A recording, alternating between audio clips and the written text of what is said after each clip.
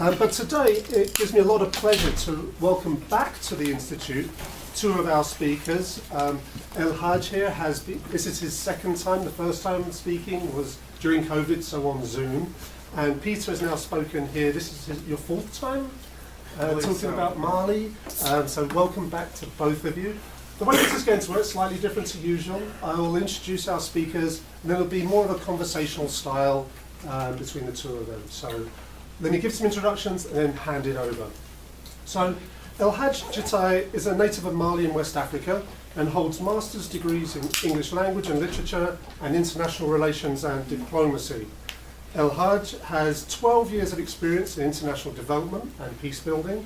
He has worked with the UK Foreign and Commonwealth Development Office, the US Department of State, the Centre for Civilians in Conflict, Global Integrity, the Global Initiative Against Organised Crime, and the United Nations Mission in Mali.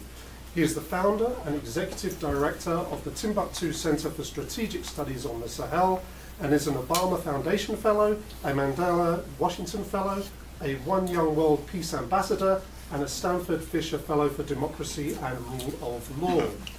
He'll be speaking today with Peter Chilson, who teaches literature and creative writing in the Department of English here at WSU.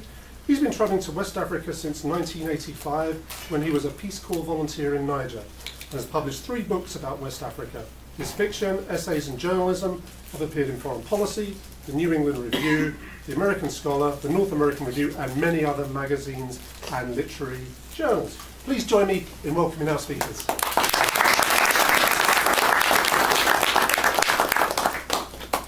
Thanks very much, Richard, and to the Foley Center for making this happen. We had to do a little bit of logistical work to bring Hadj in, and we're grateful for the opportunity. I wanted to start the talk by just talking a little bit about my own connection to this, which began when I was a Peace Corps volunteer in the 1980s, which is when I first encountered the whole issue of forced migration or irregular migration in West Africa, which was during a period of severe drought in the middle 1980s when I witnessed the emptying out of villages in central Niger, where I was a Peace Corps volunteer, and witnessed also the hardships of my own students in the school where I was an English teacher. And so I began to ask questions about why in my treks around the countryside I was encountering village after village after village that was more or less empty.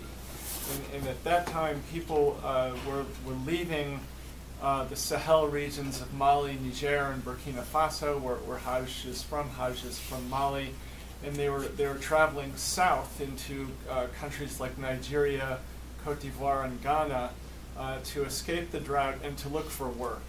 The only alternative for them living in the Sahel was to starve to death.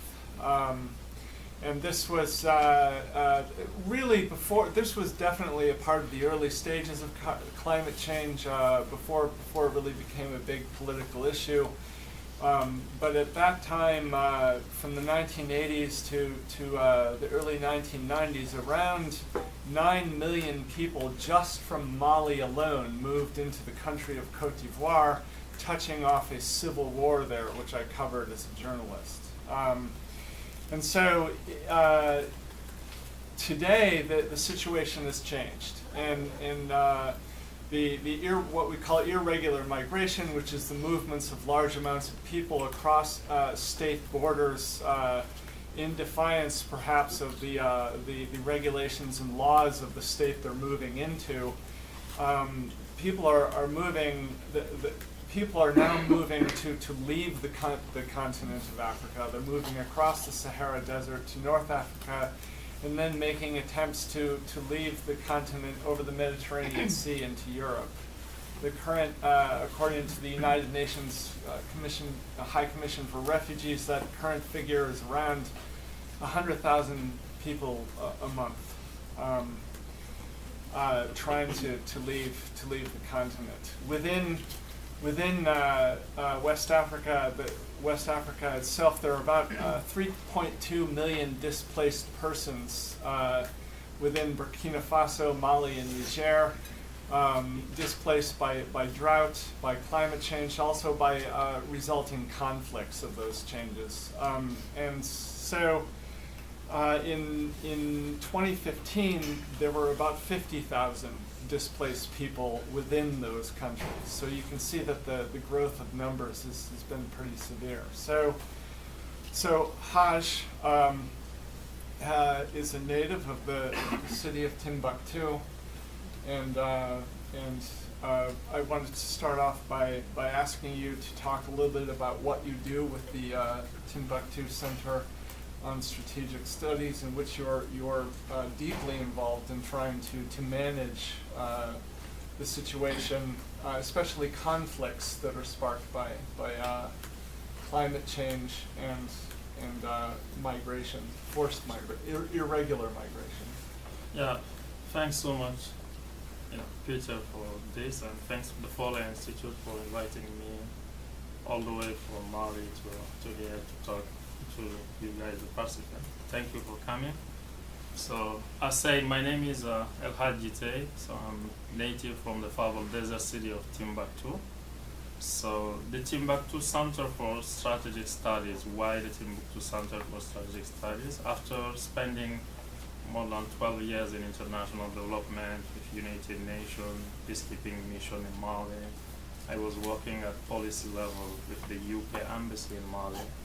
And I understand the needs and the gaps between, grassroots policy research and then policy project developed across the world through the Sahel region of West Africa. And I decided, to found a think tank which will use, community grassroots researchers that will collect data on irregular migration, on conflict dynamics, on violent extremism, and then engage the youth, empower them to be peacemakers across the Sahel.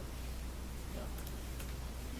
So one of the things that you're involved in deeply on the ground is the negotiation between groups of people who are in conflict, partly because of dwindling land resources caused by drought, by climate change, and this involves conflict between sedentary farmers and nomadic herders who represent different ethnic groups. I was wondering if you could talk a little bit about your efforts to negotiate between those two groups. Oh yeah, first of all, the Sahel region of West Africa, where I mostly cover, like Mali, Niger, and Burkina Faso, is landlocked, arid, and very poor, but it's like a powerhouse when it's come to natural resources. And you guys all know that there is, superpowers competition over the Sahel. So part of my work as scholar researcher is to work with community leaders, youth, political elite, government authorities in those parts of the Sahel. So I will talk mostly about two examples, like one in Mali, in central Mali, and one in the border area of Burkina Faso. So in central Mali, in the region of Mopti, and also even in northern region of Mali, what type of conflict we have? First of all, you guys should know that since 2012, Islamist militants linked to Al-Qaeda in the Arabian Peninsula occupied northern region of Mali with, the growing of the national movement of the liberation of Azawad. In 2015, there was like a fragile peace deal with the intervention of, France forces in Mali. And then after the peace deal, like 10 years now, today, even the ceasefire in Mali was violated, so violence are continuing. Even today I'm talking to you, there is, a growing conflict violence in northern Mali, both with Malian regular forces, armed groups, and terrorist groups linked to Al-Qaeda in the Arabian Peninsula. So when it's come to conflicts linked to climate change, linked to drought, linked to the scarcity of grassland for the herders. In central Mali, for example, there is this vast, area that is so-called the Massina area, which is concentrated the Fulani people who are known as herders. And then on the side there are the sedentary communities who are the farmers. Because of the impact of climate change, there is no more grassland for the herders to feed their animals. So most of the time the herders' animals go into the farmer's farm in order to get access to grassland. So that's create a lot of conflicts. Part of our work with some international NGOs is to discuss, first of all, empower community leaders, because as you know, in this part of Africa, it's mostly community-based negotiation, mediation process, and it's led by the community elders, the community leaders, the notable of the villages. So we empower them in negotiation, in mediation about communities. And second, we talk with both parties, the herders and then the sedentary farmers, so that they can live, coexist together, and how they can work on adaptation plan. It's true that the sedentary farmers need a space for graze and then to grow or to grow their crops, but they can also work with the herders so that they can work on adaptation plans and make it possible for both herders and then the farmers to live together.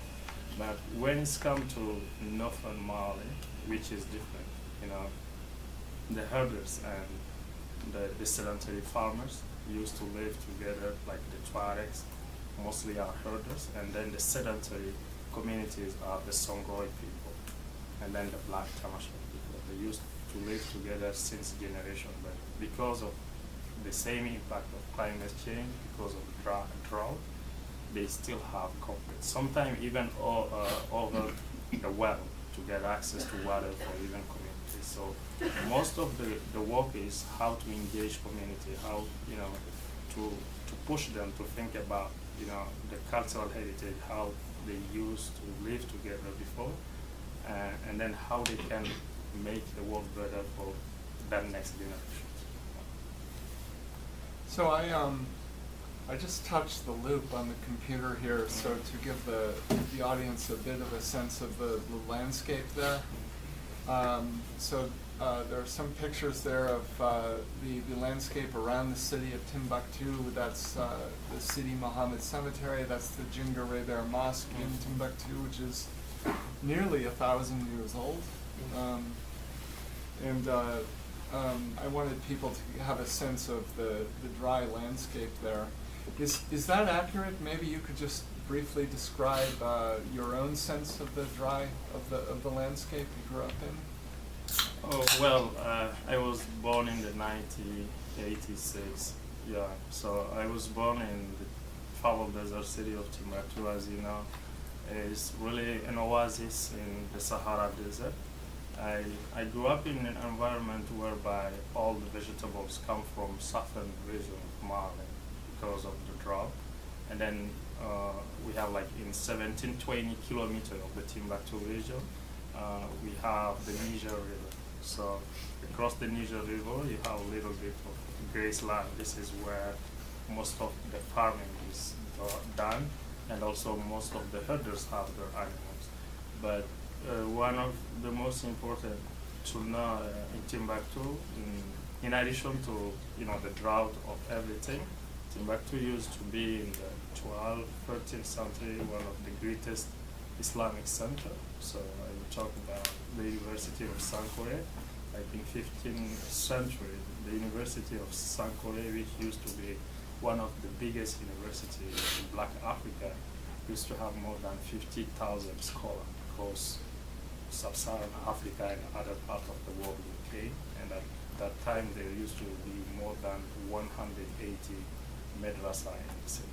So communities who live in Timbuktu are the Songoi, the Black Tamasheks, the Tuaregs. There are some Bambara coming from the south. But in the past, they used, to live together without problem. The main problem started with 2012 conflicts, and then some, non-latent conflicts, like they are not violent conflict, started around, the control of the grassland, the control of resources, and the control of the land. And I should say that you yourself are a Songhai man. Yeah, I'm a Songhai. I'm from the Songhai community. Yeah. And you speak. I speak more than 5 languages. In Don't be addition modest. to French, English, I speak more than 6 or Arabic, some Arabics. I speak some Tuaregs, some Black Tamasheks, because this is a community, different from where you are in San Francisco or in Pullman. It's kind of, if you live in that community, everybody know each other. So everybody know me, Hadj. Everybody know Hadj in the winding street of Timbuktu. And then as young, all the communities gather together. So it's easier at young age to grow up with more than 4 other community language. And then, master more than 4 or 5 dialects. And it's all about, since your young age, you embrace diversity, the acceptance of the others, and then living with other tribes, other community, by even speaking their language, because language is very important. So in February of this year, you did something that makes my blood run cold. You really risked your life. You took a trip through Al-Qaeda territory in central Mali. There is an ongoing conflict, and this is territory occupied by jihadist groups, as you said, affiliated with Al-Qaeda, from across central Mali east into Burkina Faso. It's a road I know personally very well. It's a trip I've taken many times before the occupation. And you did this as a part of your research and your to gather information to give you more intelligence, if you will, to help you in your peace negotiations on the ground. So I was wondering if you could talk a little bit about that trip, about the risks that you took, and why you did it and what you learned. Yeah, thank you for this. And first and foremost, that was one of the most dangerous trips I ever made in the history of my research life, because in 2012, when Islamist militants occupied militia groups, like ethnic-based militia groups and terrorist groups, like most of the fighters are younger than me, like 16 years old, 18 years old, 20 years old.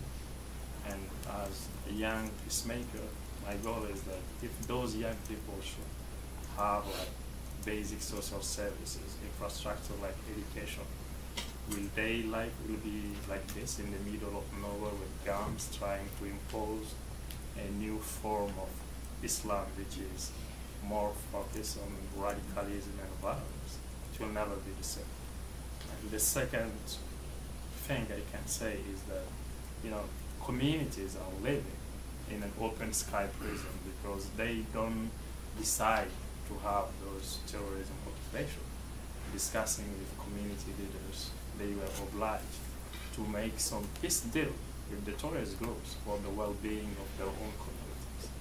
But those terrorist groups are mostly from different tribes of Mali, and one of the reasons they control those areas is also they use the grievances, like the lack of sharing of natural resources by governments of different states, Mali, Niger, and Burkina Faso, equal opportunities, and also access to justice. So they use all those grievances in order to recruit the local populations.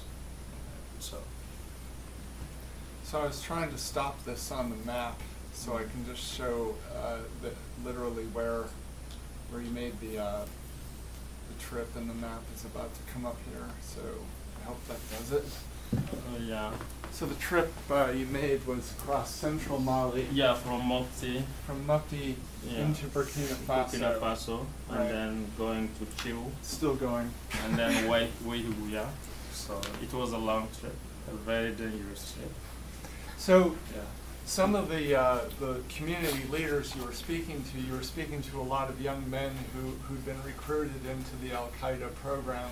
Yeah, I was mostly interested on the root causes of youth radicalization, why they join And most of the time, people feel like, particularly in the West, that terrorist groups or even people who join armed groups join because of religious issues. Some people join those armed groups for like historical conflicts. They demand for access to justice, but that access to justice was not reality because, as you know, how the justice system is controlled. So they join in order to resolve historical conflicts. And most of those conflicts, you know, with the data we have, the analysis, those conflicts trace back to herders and farmers conflicts over land, conflicts over access to the graceland, the management of the graceland. And now they are joining terrorist groups to kill each other, to burn villages. And that gets us right back to climate change. Yeah, it's because all can be linked to climate change because of the climate change impact. There is scarcity of resources, scarcity of graceland for the herders. Yeah. So in my research, I believe between within Mali and between Mali and Burkina Faso and also in Niger, about since 2010, around 10,000 people have lost their lives just in these herder versus sedentary farmer conflicts, which is sort of a war within a war. Yeah. Not necessarily involving troops from the states themselves, but groups in conflict with each other. It's something I witnessed as a Peace Corps volunteer in Niger, where I learned at harvest time in particular to stay out of the countryside. Yeah, there's historically, you know, there was a lot of conflict related to, you know, over the resources, over land use, over graceland, and then lack of, you know, true management of the natural resources. I say equal opportunities for all those communities and tribes. For example, if we talk about, you know, central Mali, we have over a lot of ethnic groups like the Tonso, the Bambara, the Dogon, the Fulani peoples, and they all use those natural resources, but there's no equal opportunities for everybody.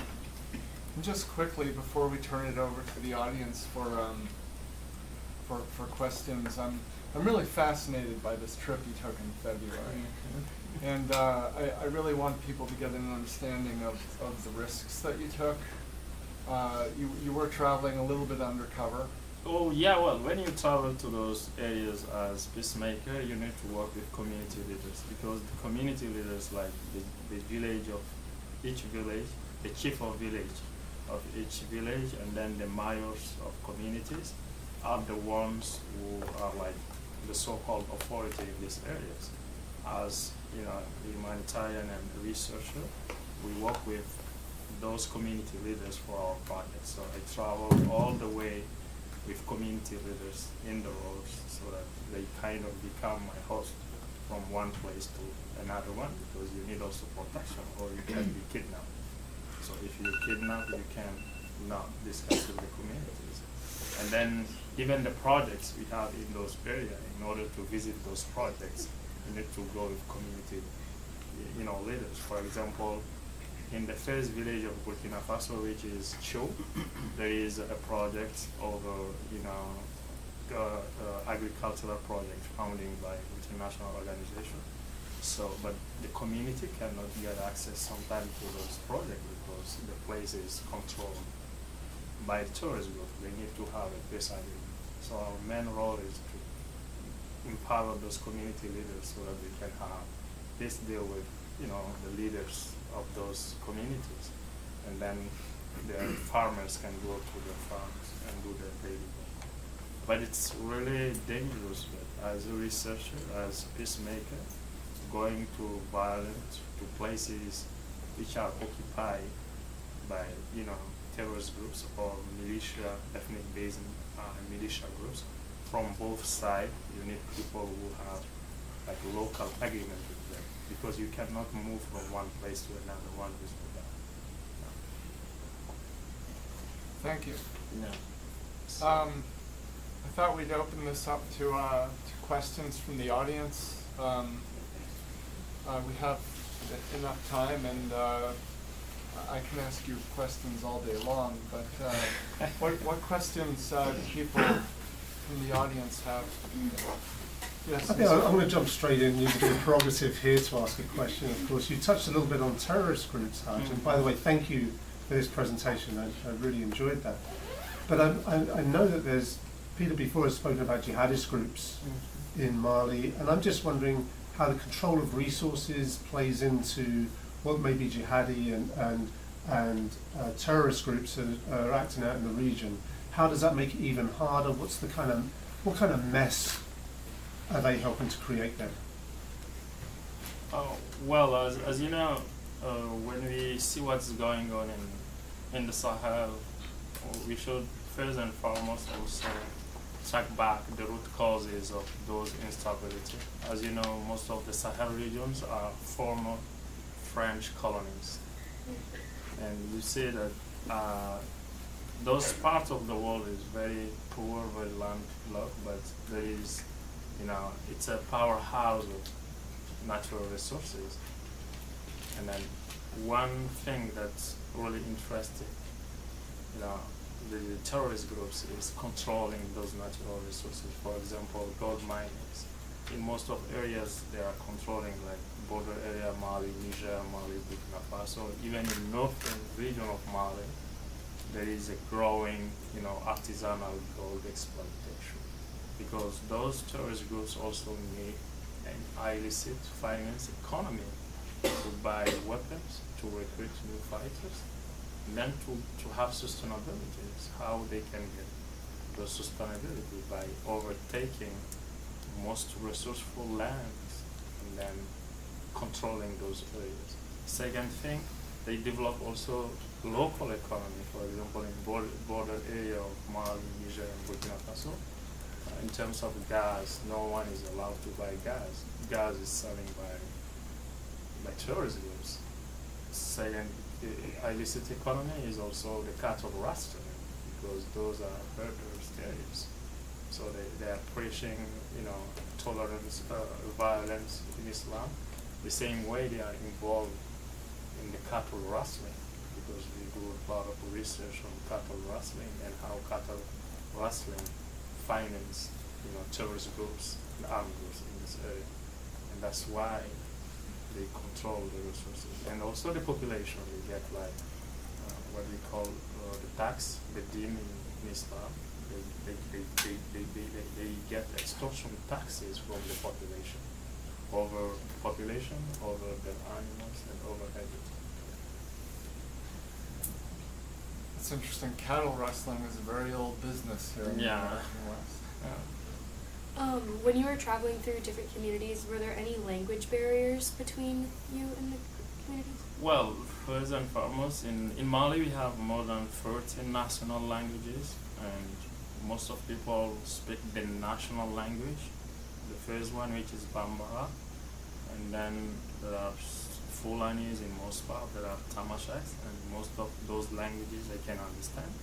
But most of the communication in areas like central Mali is in Bambara, which is the national language. But when it's come to travel to northern region, which are generally nomadic communities, in those parts of Mali I speak Songhai or some Tamasheks, the Tuareg language.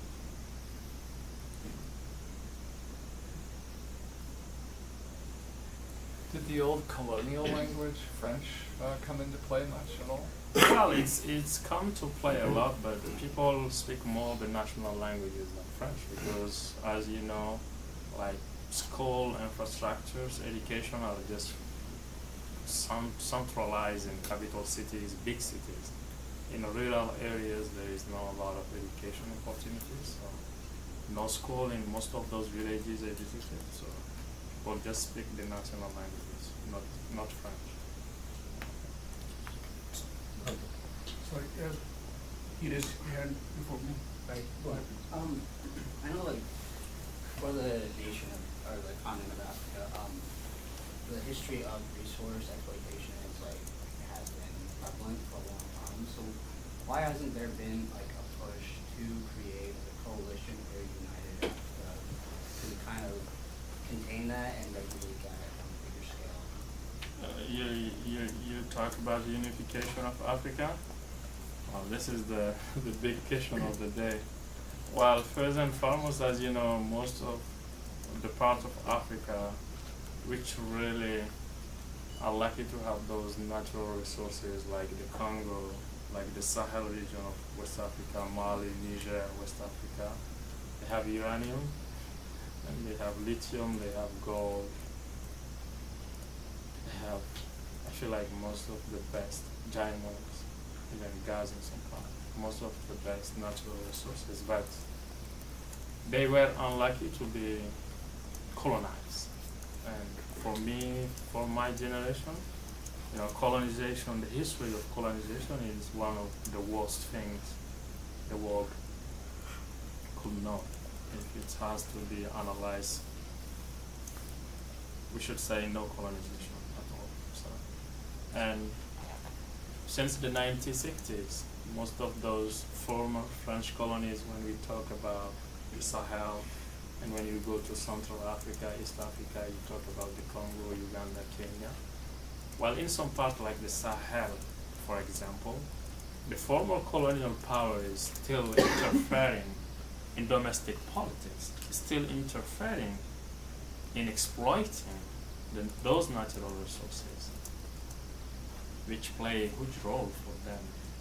Do you think that the unification of the so-called Africa will be benefit for them? No. When we talk about democracy, rule of law, strong institutions, we all know that most of those countries, the democratic system is controlled by the former colonial power. They are able to keep people like in Cameroon more than 47 years, in Gabon more than 40 years, and we talk again democracy, rule of law, but 40 years because former colonial powers still get profit of those ex-colonies, and they are still interfering in the domestic politics. I feel like first and foremost, you, me, my generation, them, the world, the future belongs to this new generation that can shape the dialogue. That's why I'm starting this think tank to empower the new generation of Sahel people to understand international policies, international relations, to understand democracy which is centered on their own cultural heritage, a democracy that can be defined in each dialect in Africa. And that day we can reach, unity of Africa and then exploit well our natural resources and use them to be on global stage. But if we are still under colonial, interference in our management of natural resources, in our democratic process, we will still continue to be just exploited. And then I will talk a little bit about irregular migration in the West. Everybody talk about irregular migration, but nobody asks the root causes of irregular migration. The history of irregular migration can be traced back over the lack of management of those states of their own natural resources. There is no wealth. First. Second, there are growing conflicts, violent extremism. What opportunity do you have for those youth born in Mali, in Burkina Faso, in Niger, in Ivory Coast, in the Gambia, in Ghana? Why do you think that they leave their countries to cross the Sahara Desert more than 7 days? Some died in the desert, up to Libya, and then they are they kind of sometimes put in jail in Libya, torture. But the main goal, some people I talked to during my research say we prefer to die in the desert than going back to their countries. Why? Because there is no opportunities. So Right. Thank you. Taking this migration as a adaptation response, because it's one of the last resort to fight climate change. Because climate change is kind of it magnifies and multiplies the existing problems in a region, right? Yeah. So taking migration as an adaptation response, I'm interested to know how it is kind of helping the remaining people who are still living in the area, because it reduces the pressure on resource migration, right? Oh, yeah. The other question within this question is like one of the issues which is just studied using climate models. It indicates that the zones are shifting. Because climate change is kind of shifting of zonation upward or downward. So in that case, there is kind of 50% more rain expected in the region. So I don't know, between these two questions, I'm interested to know how it is the situation in future would be like when migration is reducing the pressure on resources and rains are expected. Well, depend on the situation of climate change. I feel like first of all, those communities should also work on climate change adaptation plan. Right. So before the scarcity of rain or graceland, what they should do. But there is also lack of resources. I will be honest with you, most of those communities depend on climate change adaptation response thanks to international donors. As there is conflict everywhere in the Sahel now, there is no more international donation to those communities.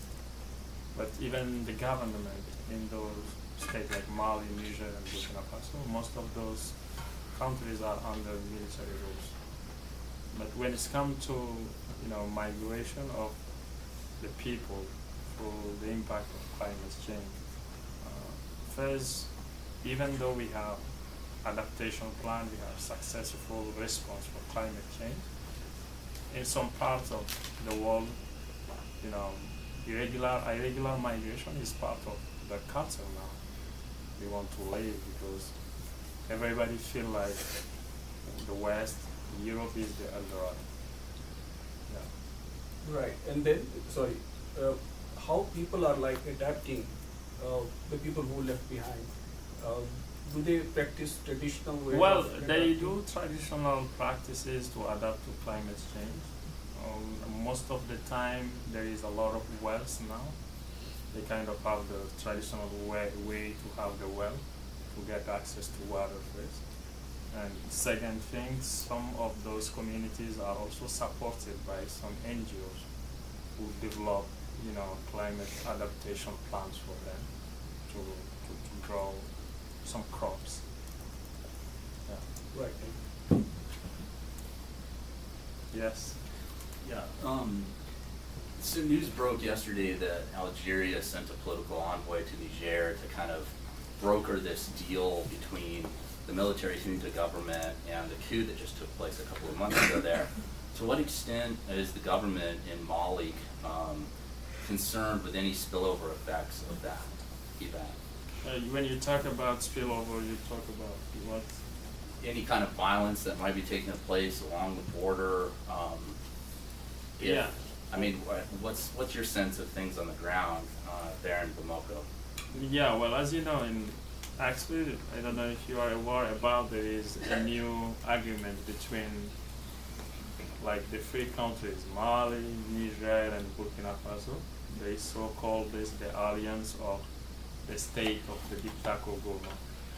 And which is good, even this morning we were discussing with Peter, is that when we trace back the history of the Mandingo Empire, this part of the Sahel, Mali, Niger, and Burkina Faso, the Dictaco Goma was part of the Mandingo Empire. So when we come back to, the the announcement by Algeria is that actually what happened in Niger is a response of, you know, the lack of influence of the former colonial power, France. And then when the junta overthrew Bazoum's government, the international community, ECOWAS, everybody say there will be like a response force to fight. But everybody know if there is like, you know, another Nigeria and other Syria or ECOWAS countries going to Niger for fighting, the entire Sahel will collapse. You understand? But the best way is that there is like the influence of former colonial power to even regional bodies. They are the one who are behind. That's why, you know, even regional bodies like ECOWAS, African Union, negation in resolving this crisis was not so successful.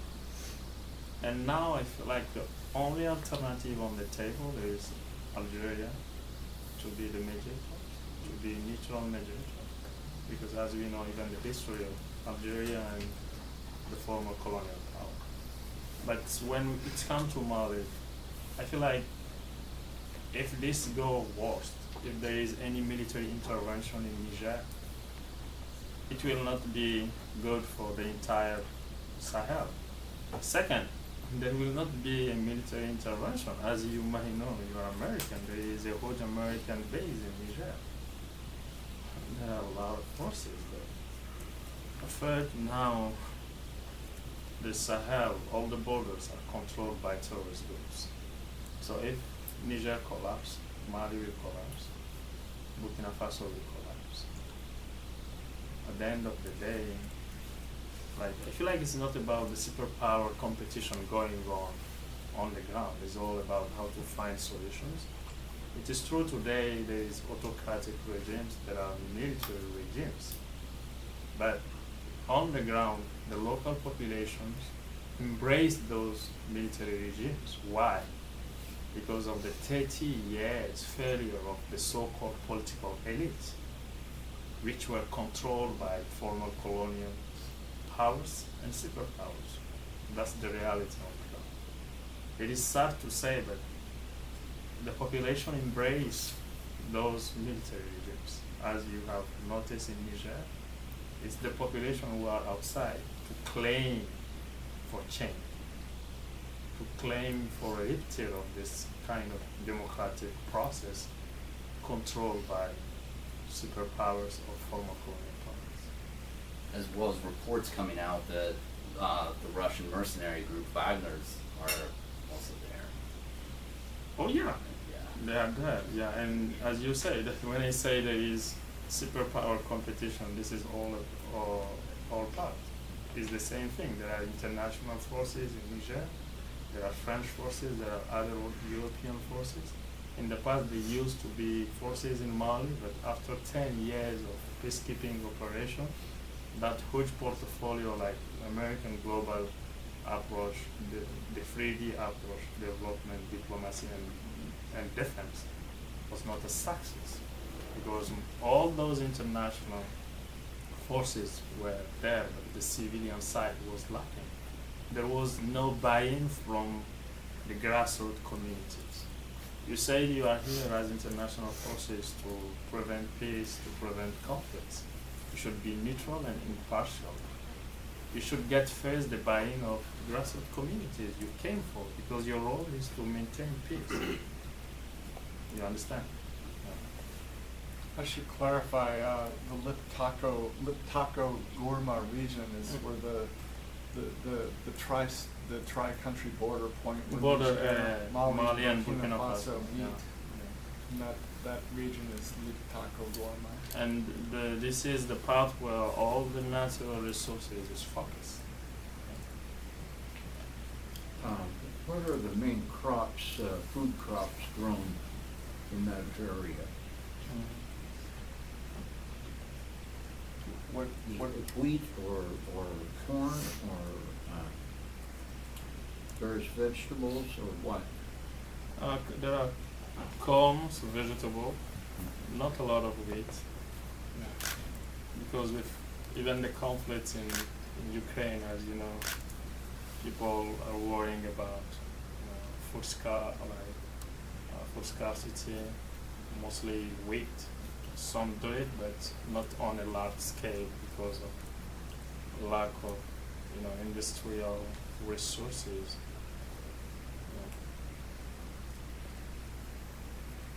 Yes. I just want you to factor in international corporations and globalization as the economic forces that are theoretically non-governmental but very strong in other parts of the world. So what, aside from the colonial powers, I think this is where we can discuss the way international corporations are also involved in the exploitation of, for example, gold, cotton. So how are international companies, large companies like Shell Oil in Nigeria? Total in West Africa. Total, right.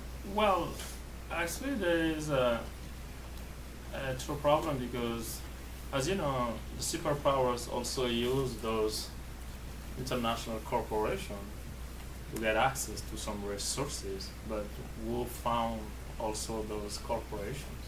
Sometimes some state even found them. Because, for example, Total is in Mali, they work on oil, they control the oil business in Mali. And most of gold mining corporation in Mali, in Burkina Faso, in Niger, are international corporations. They are the ones who decide about even the price of the gold on international market. They are the ones who decide the price of cotton in international market. And then that's mean, as you say, even natural resources belongs to those states. Like they don't own the sovereignty. So how can they get income or profit over their own natural resources? That's also a new lens of problem we have with international corporations controlling some natural resources, because fairs and farmers, they come from specific countries, and even those countries are involved because everybody gets its own profit. What is going on in the Sahel actually is now one of the reasons the community embrace those military regimes is that they kind of even working on the laws on the exploitation of gold. For example, in Mali, they start working on it. In Guinea-Conakry, there is a coup d'etat. They start working on the laws. How international corporation will work with them as a state over the natural resources. And that's why you see, since the independence up to now, it's with those military regimes that all those changes are happening. And that's the hope for the populations. Total is a French oil company? Yeah, Total is a French. Areno, which used to be Areva, the uranium, is a French. You see, how can you imagine that? Niger is one of the countries who have, the most production of uranium, but there is always power cut. How can you explain it? So it's terrible. Yeah. Can I get a quick question? We're almost running out of time, but you've mentioned a couple of times the colonial powers, obviously France in this part of Africa, my forefathers in the other part from Britain. But at the same time, so I wonder if you could talk a little bit about the global north's possible way to deal with the climate debt. The idea that in Africa the emissions are so low. You can always measure the emissions. You fly over the world and you see where everywhere's lit up or not, and you can see the emissions in huge parts of Africa are not very high, and yet they are in the global north. And people talk about the climate debt, the fact that the emissions were all made by the global north, so we can have a wonderful life here, but in the global south, they're suffering the consequences. Yeah, the consequences. Of those. And so I wonder how you might see if there's any chance that that climate debt would be paid by the global north, and specifically thinking about maybe the efforts of France and Britain beyond just providing security and arms, whether they might secure other benefits. Yeah, when we are lucky, one of the things I miss a lot when I'm in the West is the sun, because we have sun everywhere. And part of the adaptation plan is to develop solar energy in Africa. So this is something like the global north can support on doing that. Because when you check on the impact of climate change, we kind of become just the poor victims. We are not the one who causing most of the problem. So there should be also in climate policy equal opportunities between states, and then the relationship vis-a-vis global south, global north, and how can they can have like honest response to climate change. First and foremost, it's all about this win-to-win relationship between the global south, the global north. And then there is a new generation today in the global north, in the global south, in sub-Saharan Africa, who are really ready to work with people, but with an approach, a win-to-win approach, whereby what's the problem, we identify the solution, we co-design response together, but not response coming from elsewhere imposing it on us. Unfortunately, we are out of time now. Could you all please join me in thanking our speakers, Hadj Djitteye